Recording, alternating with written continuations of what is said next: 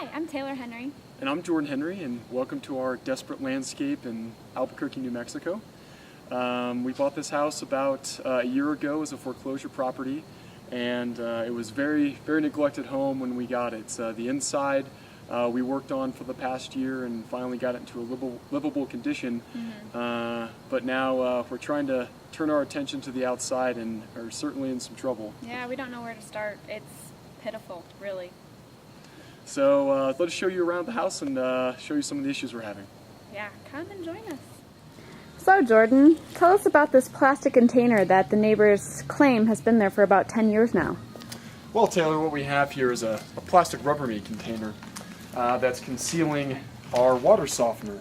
It was conveniently placed in the center and in the front of our yard, and no really effort was put into trying to conceal it in a very good-looking way. So they put this plastic container, as you can see, is clearly broken, not really anchored into the ground much, and one of the best methods we have to keeping this thing together is we just put the other piece on here like that, and then we use one of these rocks that one of the numerous rocks that are just laying all around the yard, and we just go ahead and put this on top of the container so that it stays on, the wind doesn't blow it off, and keeps a lot of the rain out. Oh, that's nifty. So, I've noticed, like you said, there's a whole bunch of random rocks throughout the yard, but there's also quite some unevenness going on here. Can you tell us about that and why we have such uneven yard?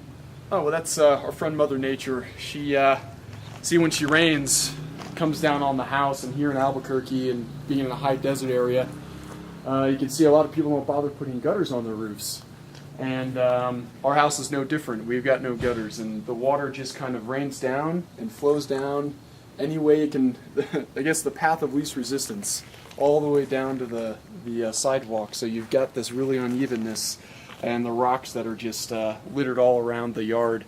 And you can also see, let me show you over here, right around the eaves of the roof, you can see how the water erodes away part of the ground, exposing a lot of the underlying rocks. So even if we did have dirt, you can see we've got a bit of a rock problem. But also, the yard's not really graded correctly anymore. You can see that when it rains here, all the water kind of collects here close to the house and then runs along this section here. You can see some of the lavender plants that we've actually planted are starting to rot away because the water's not draining properly and pooling up underneath of the plants. So it's a significant issue that we've got going on. Yeah. I see that you have this blue container here. What is that doing? What purpose is that serving? Oh, we're keeping with the plastic theme that we have in the front. You can see on our roof line here, we've got two roof eaves that kind of meet, and a lot of water collects in this area, and we said we have had a drainage problem, so we use this nifty Lowe's bucket to, at least our neighbor knows we're going to Lowe's. And we use the Lowe's bucket to help catch some of that water. It's not an effective method yet, but we're trying to perfect it, maybe swapping buckets out. Ah, yeah. Gotcha. Very useful. Okay, so back to the landscape. What's with the difference in rocks here? You've got about 7 different kinds going on? Yeah, well, I can't really say what the previous owners were thinking. Like I said, it was a foreclosure, but even before it was a foreclosure, it was a rental property. So obviously these things kind of get neglected, and over time with the water, wind, people walking on it, the rocks have just kind of merged together in areas, and when they've run out of rocks and when they've eroded away, they just found the rocks at their disposal that they would fill in with. So now we have this lovely gradient effect with our lava rock here and our river rock. Yeah, it looks pretty comfortable to walk on. Oh, our dog loves it too. Yeah. Yeah? Yeah. Okay. So this black line running through, what is this? Is this like a tripping hazard? Well, one of many things. We've decided to not bury it, to keep with the theme of the front, leave it on top, just let it snake through the yard. We use it to, transport water to our very neglected plants because we're pretty bad horticulturists here, we don't really know how to take care of our plants, unfortunately. So we put the drip system to make it look like we're doing something, or we know what we're doing. So so that's really what we got going on with that. Okay.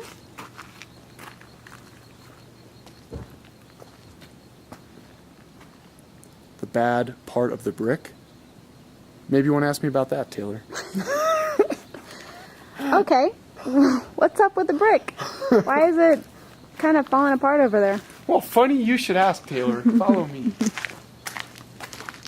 Well, right here, so we've got this lovely brick that I know you love a lot. I just, I really don't like the color much, right? It just not for me. But on top of the color issue that we have with the brick, if you follow me over here, you can see that we've got some issues up here with cracking. You can see how the supporting beam, the supporting member is actually tilting. And if you look into the front, just a little bit up here, you kind of see a bit of a sag in the roof line there.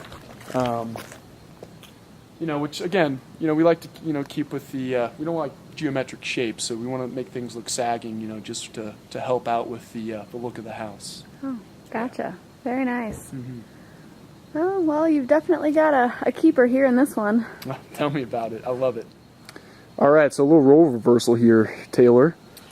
All right, so I see that we've got a step here right before we enter the patio area. Can you tell me a little bit about that? Well, there's an interesting story that goes with this step. When we first bought the house, we had quite a few things delivered from UPS and other delivery services.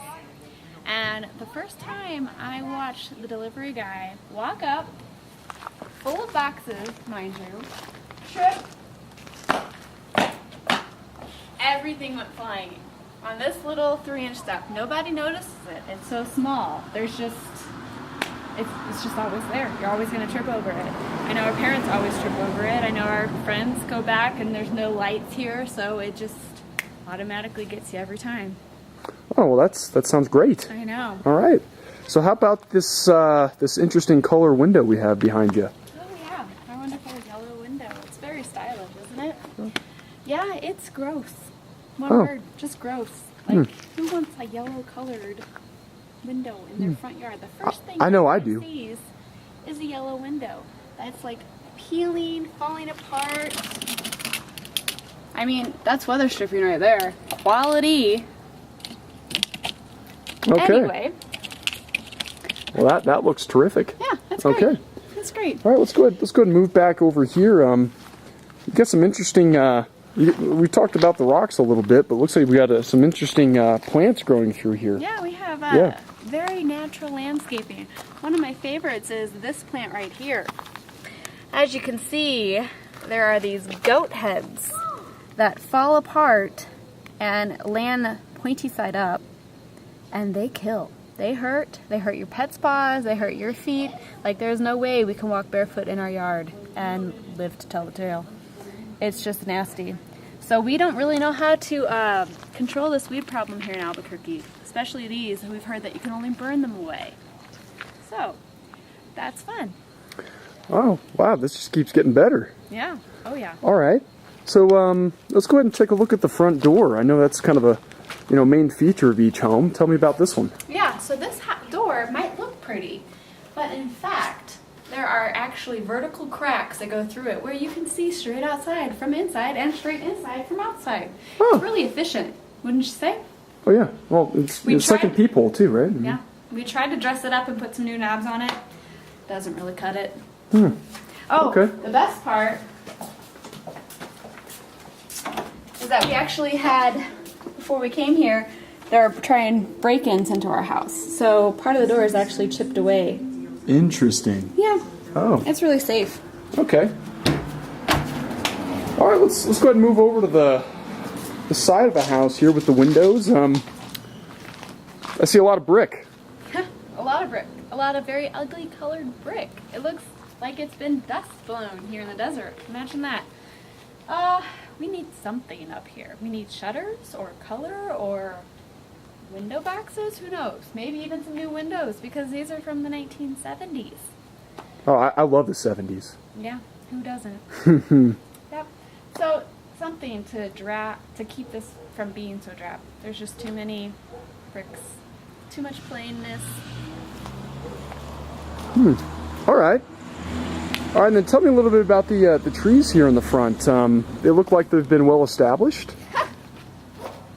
So, before we moved in, we've heard that our neighbors took a few liberties to our property before anybody actually bought the house. That included these trees. This far tree right here was actually encroaching over our neighbor's yard and dropping way too many pine needles for him to manage. So, Oh, you mean these guys here, huh? yeah, that Oh, right okay. there.